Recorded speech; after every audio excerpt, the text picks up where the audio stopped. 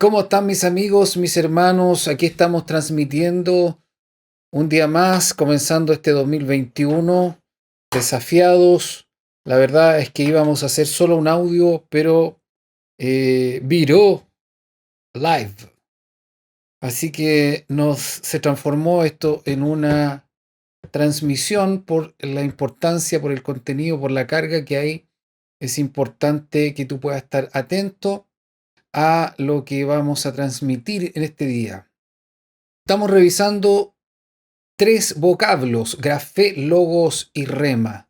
Y es muy importante que tú puedas entender que esto tiene una aplicación práctica. Es muy importante. Por eso te pido que estés atento a lo que estamos hablando. Aquí vamos a usar un pequeño bosquejo para que tú puedas entender. Las Sagradas Escrituras, que son grafé, ¿verdad? Son los registros fidedignos y divinamente inspirados de la historia de la salvación. Su valor trascendente es que entre sus escritos está registrada la palabra de Dios. Esta palabra de Dios es el segundo vocablo de que estamos hablando y es logos. ¿Te fijas? Ahí están las Sagradas Escrituras y dentro de las Sagradas Escrituras está logos, la palabra de Dios. En las Sagradas Escrituras podemos encontrar la palabra circunstancial y particular que Dios habló a individuos o pueblos en circunstancias particulares. Pero lo que nos convoca es la palabra universal y eterna. Esta palabra es para todas las personas en todo tiempo y en todo lugar. Esa es la palabra logo. Si pudiéramos analizar la composición del logo de Dios, encontraríamos principalmente tres énfasis en la palabra de Dios, en el logos.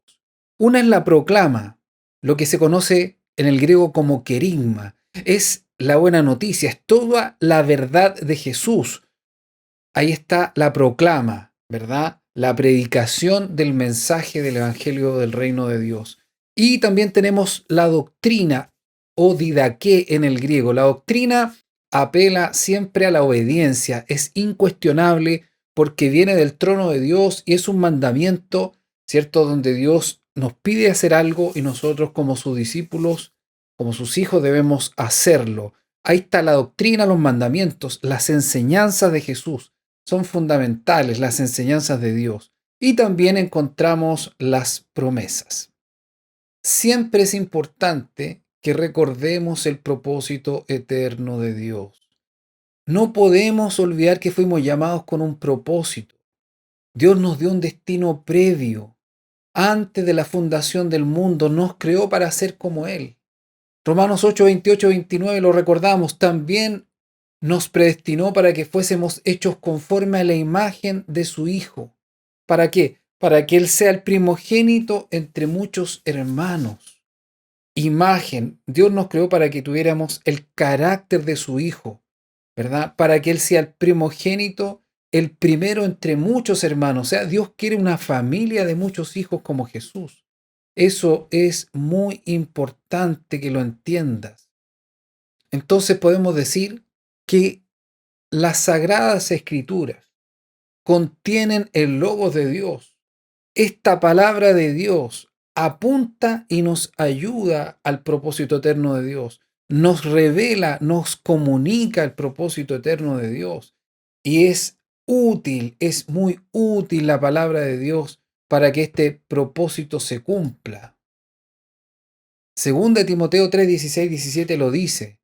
Toda la escritura es inspirada por Dios y útil para enseñar, para redarguir, para corregir, para instruir en justicia, a fin de que el hombre de Dios sea perfecto, enteramente preparado para toda buena obra de Dios.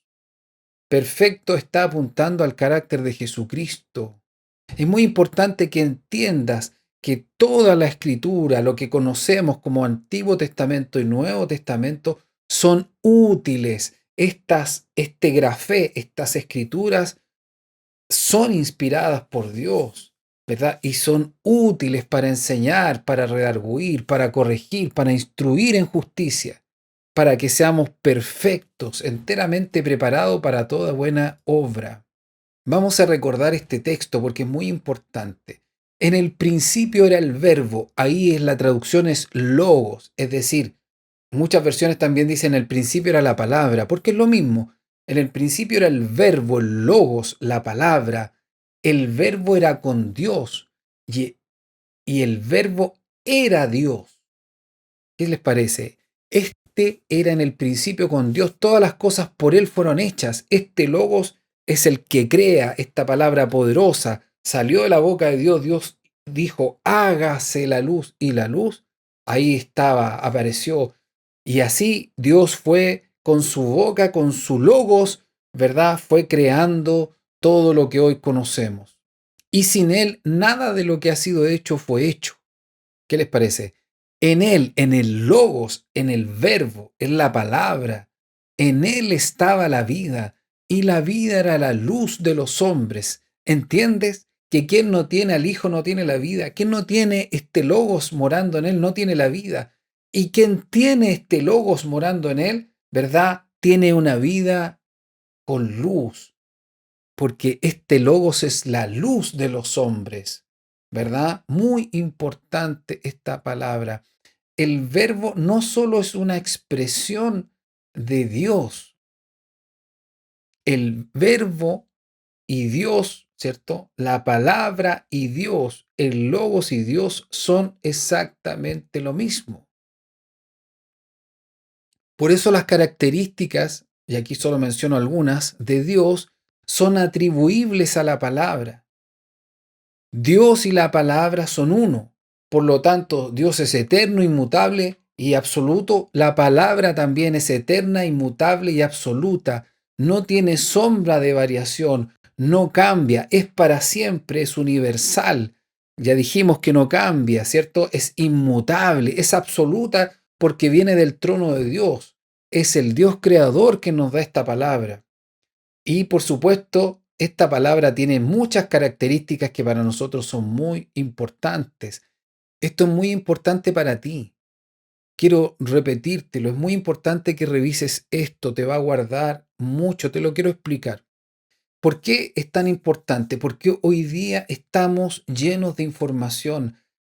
A nuestros computadores, a nuestros teléfonos, llega mucha información. Hay mucha facilidad, mucha masividad en las comunicaciones. En cierto sentido son un aporte, pero también son un problema. ¿Por qué? Recordemos la palabra de advertencia de Pablo a Timoteo. Pero el Espíritu dice claramente que en los posteriores tiempos algunos apostatarán de la fe. ¿Cómo apostatarán de la fe? ¿Usted sabe lo que es apostatar de la fe? Es desistir, es apartarse. Apartarse de Jesús, de Dios, de la fe. ¿Cómo? Escuchando a espíritus engañadores y a doctrinas de demonios. El peligro que tenemos es la masividad de las comunicaciones y el contenido que hay en ellas. Hoy hay mucho contenido que te quiere desviar de la fe, que puede, si tú no disiernes cuál es el verdadero logos de Dios, lo que puede ocurrir es que te puede desviar de la fe. Puedes apostatar, y no estoy hablando de que te vayas al mundo 100%, no.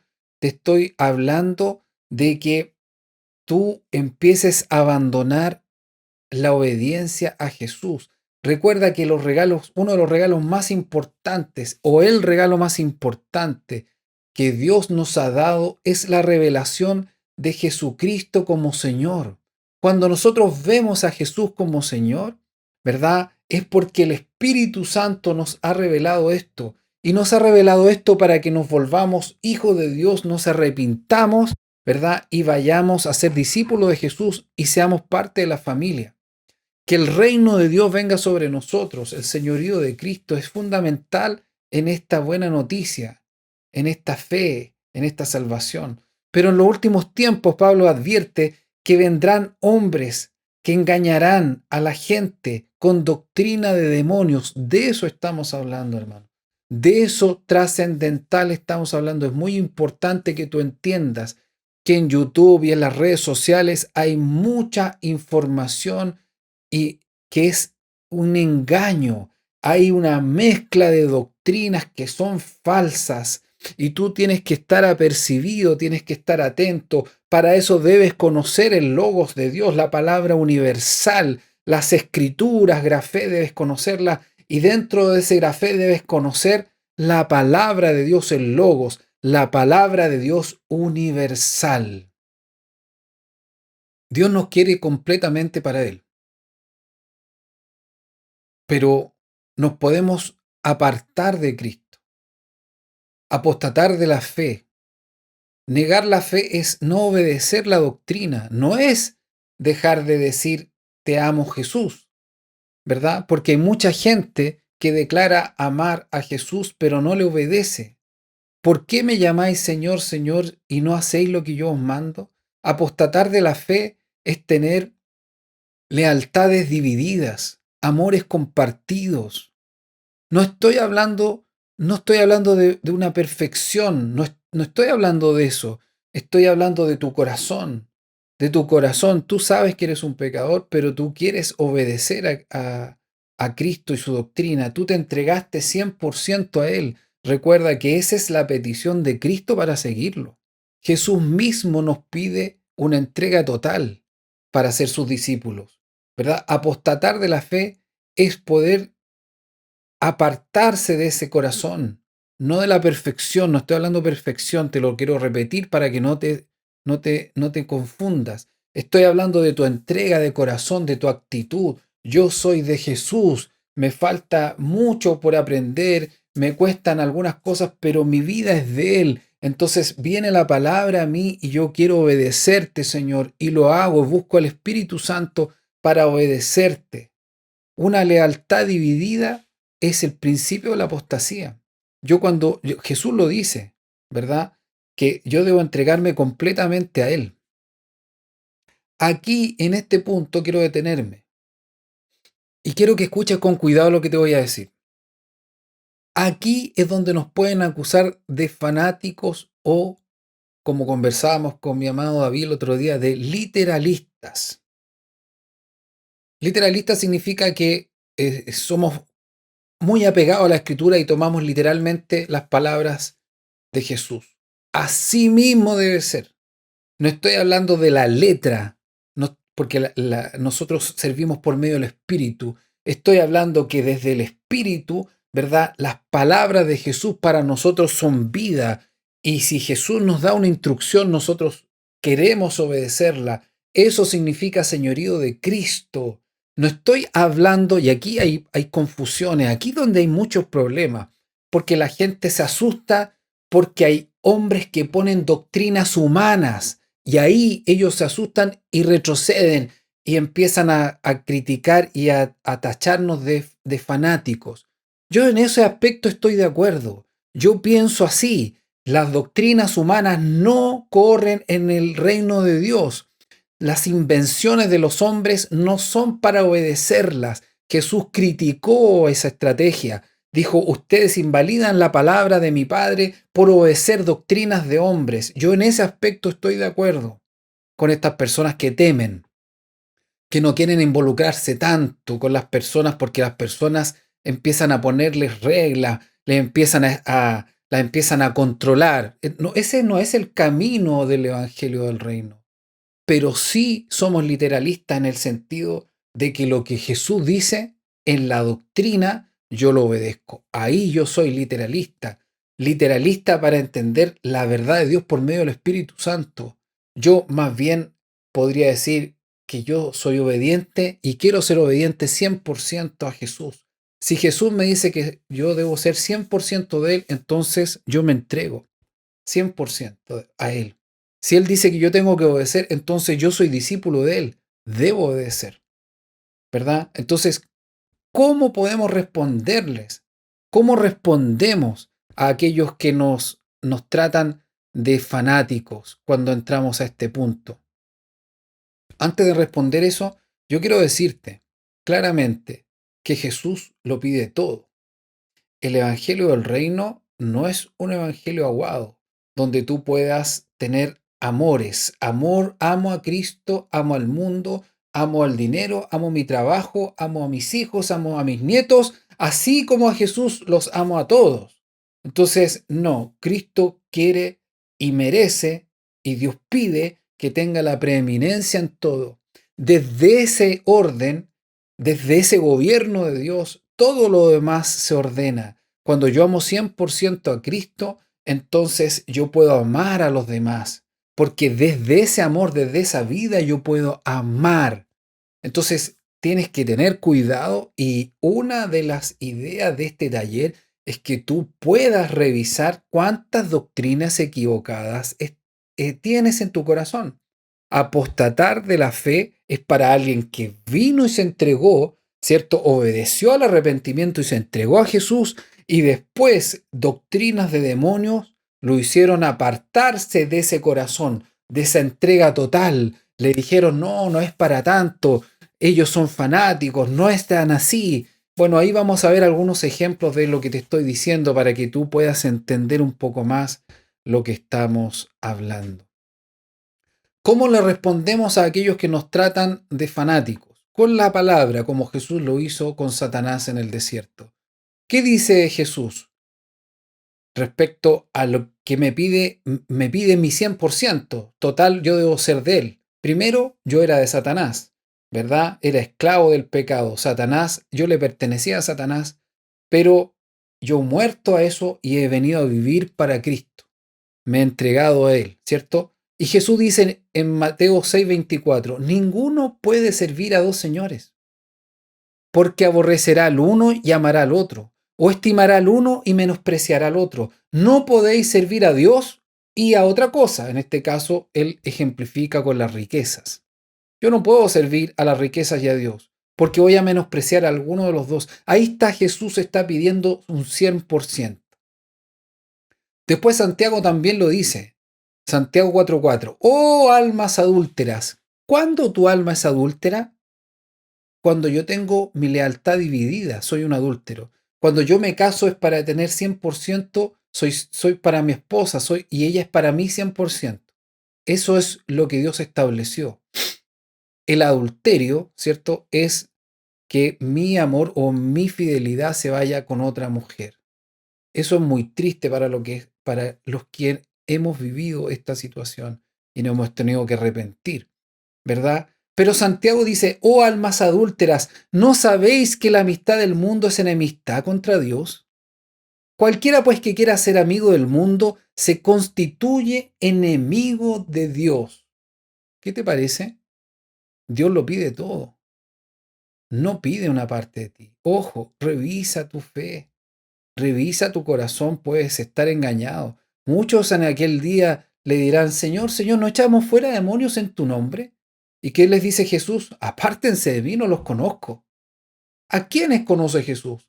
A los que se han entregado con un corazón contrito y humillado, en humildad, sabiendo su pobreza y su pecado, se han rendido a este Señor. Recuerden que Jesús fue exaltado como Señor. Y nadie que no lo reconozca como Señor será salvo. Acuérdense que Dios está restaurándolo desde el principio. En el principio Dios, ¿cierto? Y el hombre tenían una relación estrecha donde Dios gobernaba. El hombre quebró ese gobierno, lo rechazó. Y ahora volvemos al Padre a través del gobierno de Jesucristo sobre nuestras cabezas. Así que no podemos tener lealtades compartidas. Podemos tener debilidades y las tenemos. Podemos ser pobres. Podemos declarar que no podemos. Podemos saber que nos cuestan muchas cosas. Pero distinto es que yo me entregue a mi amo, a mi Señor 100%. Pensemos en un esclavo. Un esclavo, ¿cierto? Si alguien me comprara a mí como esclavo, en los tiempos que existía esta posibilidad, ¿verdad? En los tiempos de Israel habían esclavos, a mí me compraría alguien y me diría, Javier, yo te compro y a ti, a tu esposa, a tus hijos, para que tú enseñes a los míos, le enseñes a leer, le enseñes idiomas, le enseñes música, y yo te voy a dar una casa, comida, y bueno, tú eres mi esclavo desde ahora. Yo podría decirle, mi Señor, ahora soy tuyo, pero quiero decirte que hay cosas que yo no podría hacer. Yo no puedo enseñar idiomas que no conozco. No puedo enseñar cosas que tú me pidas que yo no tengo cómo enseñar. Ahí hay deficiencias del esclavo. Eso eh, eso no complica mi relación de señor y esclavo, sino que muestra mis limitaciones. Muy bien, yo soy 100% de Cristo y sabe el Señor que yo soy limitado, sabe que no puedo, sabe que no tengo, pero Él sabe que Él tiene, que Él puede. Entonces Él me da su vida para que yo empiece a obedecerlo. En lo que antes no podía, ahora lo puedo en Cristo. ¿Se fijan? Bueno, eso da para mucho más, solo quería mencionárselo. Les decía que es muy fácil desviarse. Franco nos habló tiempo atrás de este ejemplo y es muy importante que lo entendamos. Desviarse de la fe es como un tren.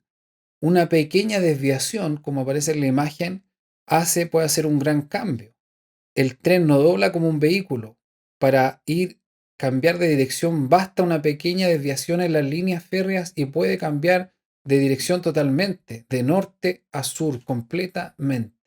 Te quiero dar algunos ejemplos para que tú puedas tener atención y puedas meditar en lo que te estoy diciendo. Es muy importante entender que es fácil desviarse de la verdad. Este ejemplo del tren es muy significativo porque hay pequeñas cosas que nos desvían de la verdad, del logos de Dios. Voy a darte un ejemplo. En el evangelismo moderno versus lo que dice la Escritura. ¿Sabes cuántas veces las Escrituras exhortan a los pecadores que deben aceptar a Cristo o alguna de sus variantes?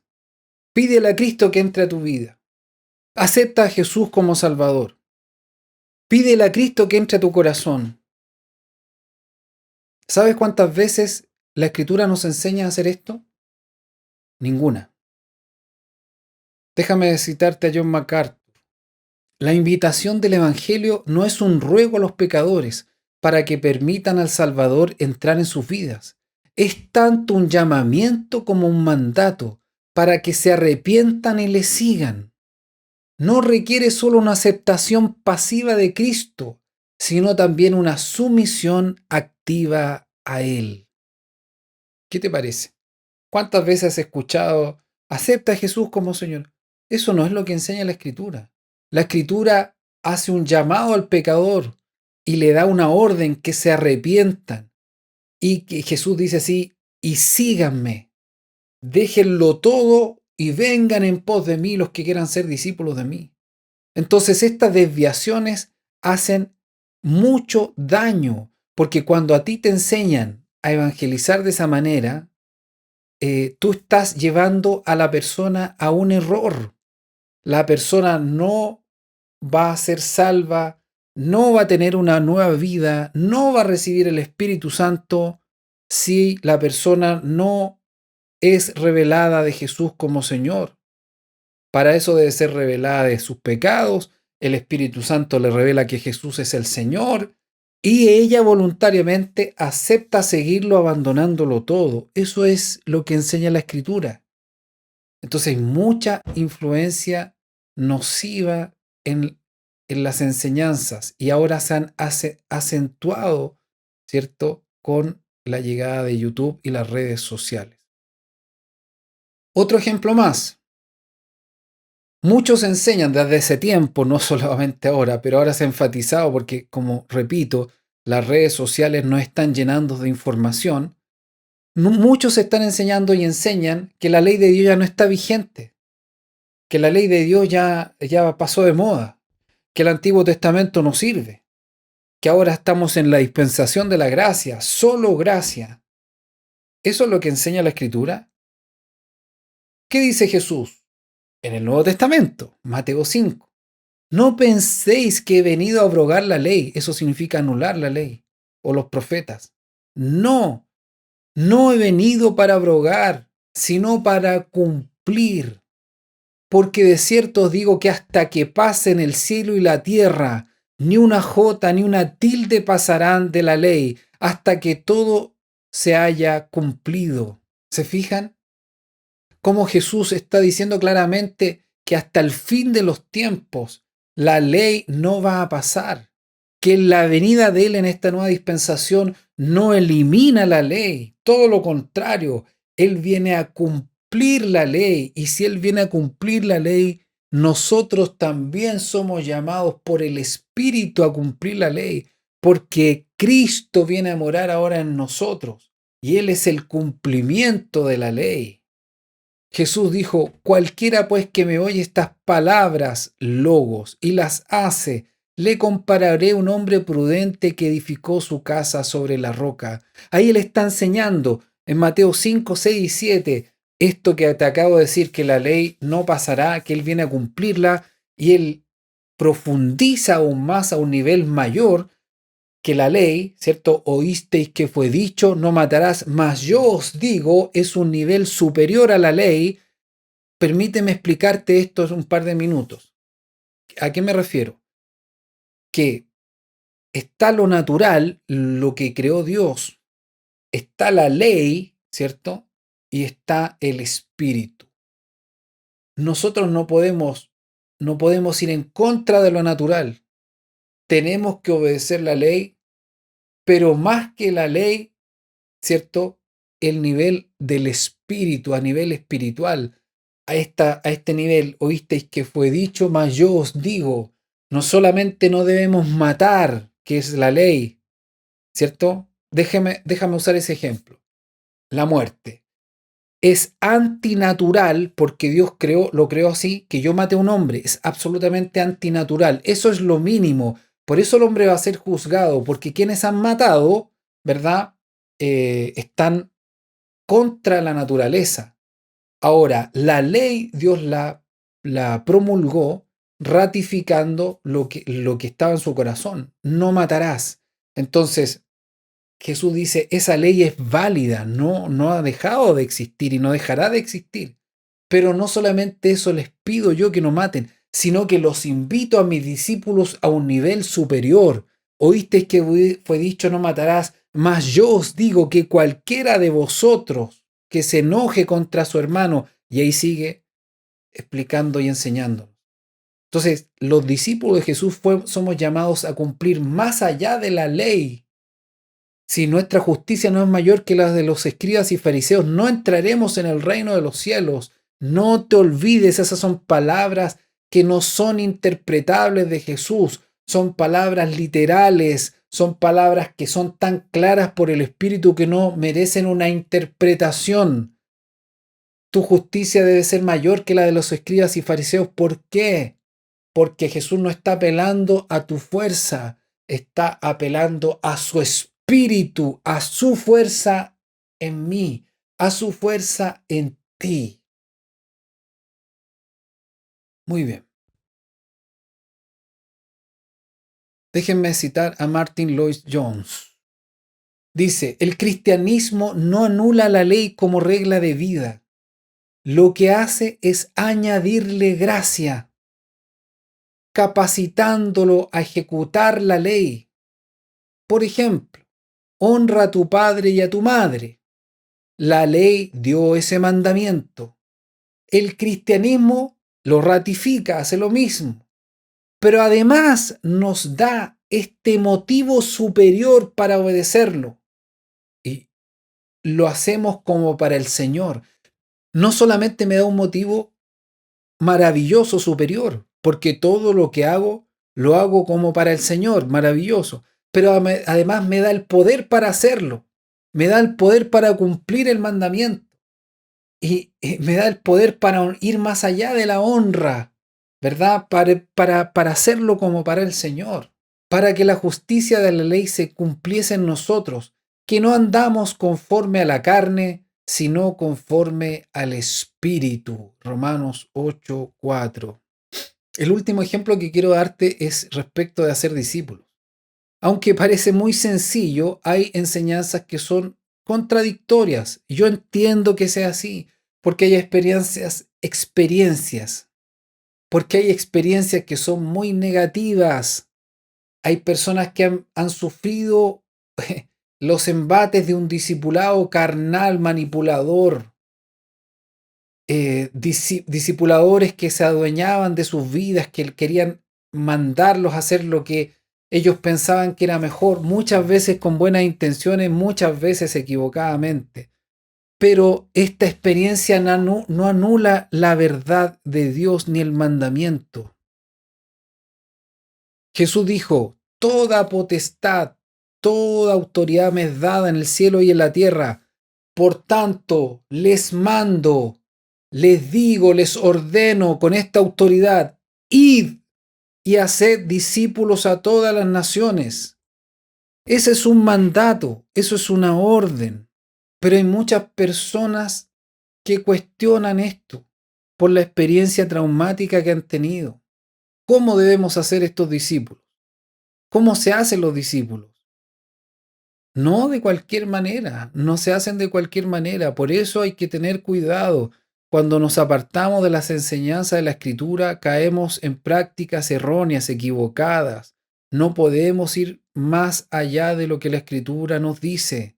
Por eso es importante que cuando alguien te pide hacer algo, te lo pida, ¿cierto? Basado en la Escritura, en las Sagradas Escrituras, en el Logos de Dios, que tú le preguntes, ¿dónde el Señor dice eso? Porque tú eres discípulo de Jesús. ¿Cómo se hacen los discípulos? Bautizándolos en el nombre del Padre y del Hijo y del Espíritu Santo, enseñándolas a que guarden todas las cosas que os he mandado. Y aquí yo estoy con vosotros todos los días hasta el fin del mundo. Es muy importante que nos apeguemos a la enseñanza bíblica. ¿Cómo se hacen discípulos? Bautizándolos. Para bautizarlo, yo tengo que haberle, o alguien tiene que haberle, ¿cierto?, predicado el verdadero y el único evangelio del reino de Dios. Y debo haber tenido una señal visual, ¿cierto?, clara de que la persona fue revelada a Jesús como Señor y que esta persona quiere entregarse completamente a Jesús. Entonces ahí yo la bautizo, ¿cierto? Porque viene el arrepentimiento y viene el bautismo. La bautizamos. ¿En qué nombre? En el nombre del Padre, el Hijo y el Espíritu Santo. Y después de ese bautismo, ¿qué hacemos? Enseñándoles. Estas son palabras de Jesús, mis queridos.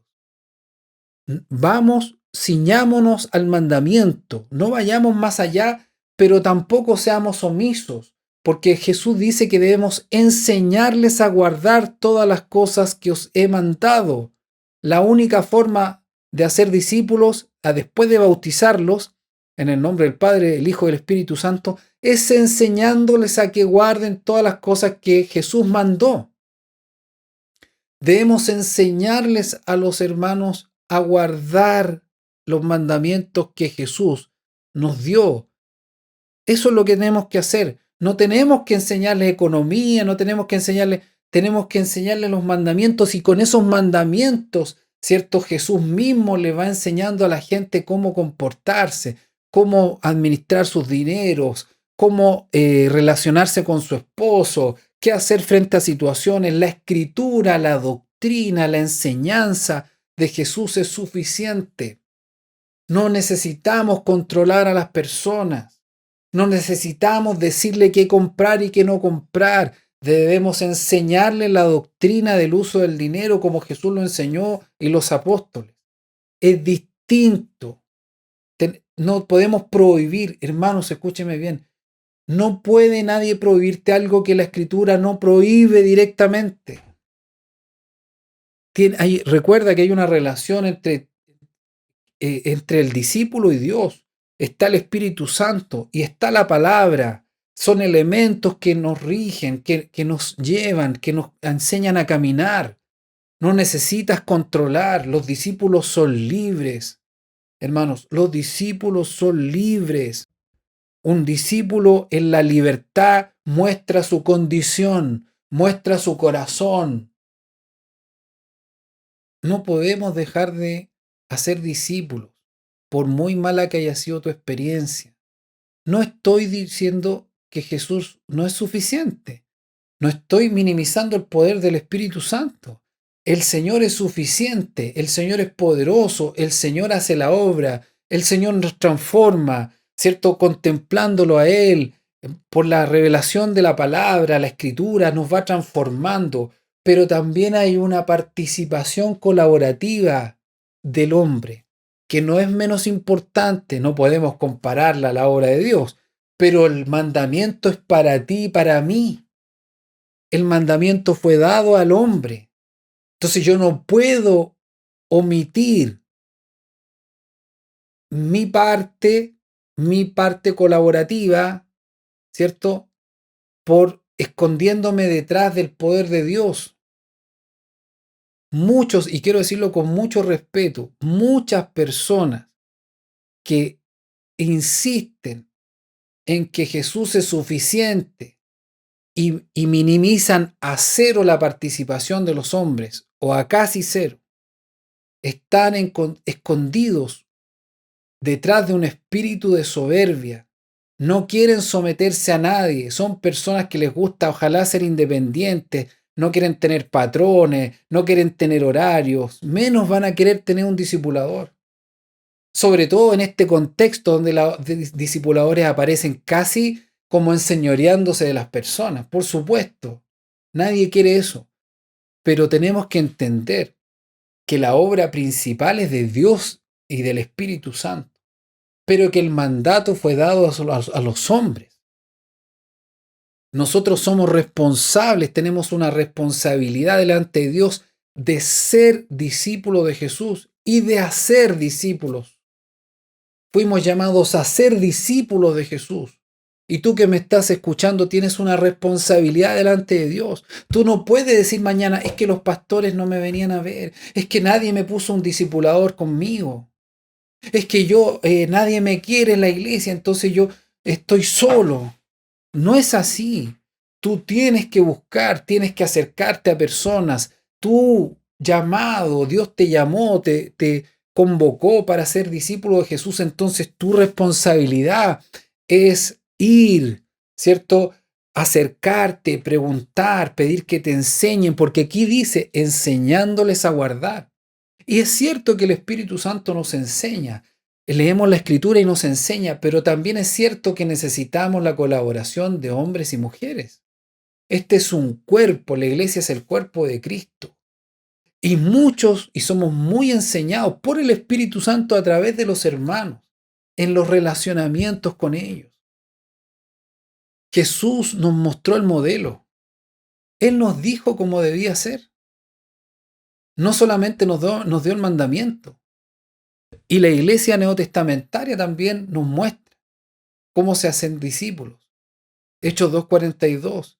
Y perseveraban en la doctrina de los apóstoles, en la comunión unos con otros, en el partimiento del pan y en las oraciones. Mis queridos, no es de cualquier manera. Tú te imaginas que Dios está dando un mandamiento fundamental que tiene que ver con su propósito eterno, de que seamos como Jesús. Para ser como Jesús debemos ser sus discípulos.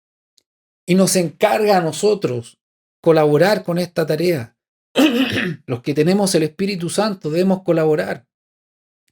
¿Tú te imaginas que Dios deje este mandamiento al azar? Que lo deje a la inventiva del ser humano, siendo un hombre tan débil. Ya, muy bien. Vayan y hagan discípulos, pero háganlo como ustedes quieran. Háganlo como a ustedes les parece. Eso es lo que pasa el día de hoy. Nos llenamos de reuniones, nos llenamos de eventos cristianos. Muy bien, yo no estoy en contra de eso. Son buenos, nos ayudan, pero debemos hacer discípulos y el cómo no es al azar, bautizándolos, etcétera, etcétera, pero enseñándoles a guardar. Enseñar a guardar no es que yo te transmita un mandamiento. Ah, ya te lo dije, listo, que te vaya bien, que lo haga. No, enseñarlo a guardar es comunicar el mandamiento y ayudarte por el Espíritu de Dios, ¿cierto?, a obedecerlo. Para eso yo tengo que haberlo obedecido también. Yo no te puedo enseñar algo que yo no he vivido. Te puedo decir con sinceridad, mira hermano, este mandamiento a mí me cuesta. pero oremos juntos para salir adelante. Puede, por supuesto que puede en esa humildad el Espíritu Santo bendecirnos. Vemos aquí en Hechos 2:42, y perseveraban en la doctrina de los apóstoles, en la comunión unos con otros, en el partimiento del pan y en las oraciones. Ahí estaban juntos, hermanos. La iglesia debemos estar juntos. Ahora no podemos multitudinariamente. Pero Jesús dijo, donde 2 o 3 están reunidos en mi nombre, ahí estoy yo. El discipulado es 1 a 1, ahí hay 2 personas, 2 o 3, ¿verdad? Que están en su nombre. ¿Qué hacen? Perseveran en la doctrina, ¿dida qué? ¿Cierto? En la enseñanza de los apóstoles, que es Jesús y su palabra. En la comunión unos con otros, nos juntamos, estamos, y no está hablando de comida, está hablando de coinonía, una asociación nos asociamos para crecer, para ser discípulos, para evangelizar, para invertir en personas que no conocen al Señor. Y también comían juntos con sencillez de corazón el partimiento del pan. Y por supuesto, oraciones, las oraciones son fundamentales. Cuando estamos juntos, como dice Hechos de los Apóstoles, necesitamos amarnos. Por eso Jesús dice, un mandamiento nuevo os doy. Y aquí está hablándole a los discípulos, que os améis unos a otros como yo os he amado, que también os améis unos a otros. Por supuesto que para esto necesitamos ser llenos del Espíritu. Jesús nos amó sacrificialmente, se entregó totalmente. Y este mandamiento ahora es para nosotros, los discípulos. Debemos amarnos como Jesús nos amó. Mis queridos hermanos, la idea es que puedas reflexionar y orar y descubrir cuántas enseñanzas erradas hay en nuestros corazones. Y en humildad, quitar todo aquello que impide nuestro crecimiento y nuestra fructificación. Porque esta es la voluntad de Dios, que crezcamos. La voluntad de Dios es que seamos como Jesús. Yo quiero ser como Jesús. Y necesitamos revisar qué impide que el Espíritu Santo pueda trabajar con libertad. Cuántas mentiras hay en nuestro corazón o enseñanzas erradas que hay que sacarlas para que las verdaderas y la verdad vengan a morar y a reinar sobre nosotros. Este año 2021 estamos siendo desafiados una vez más por el Señor para que nuestra declaración de Jesús como Señor se haga práctica y verdadera todos los días. Y específicamente en este mandamiento de hacer discípulos. Debemos ser discípulos y hacer discípulos. Y ya sabemos cómo, lo hemos revisado muchas veces.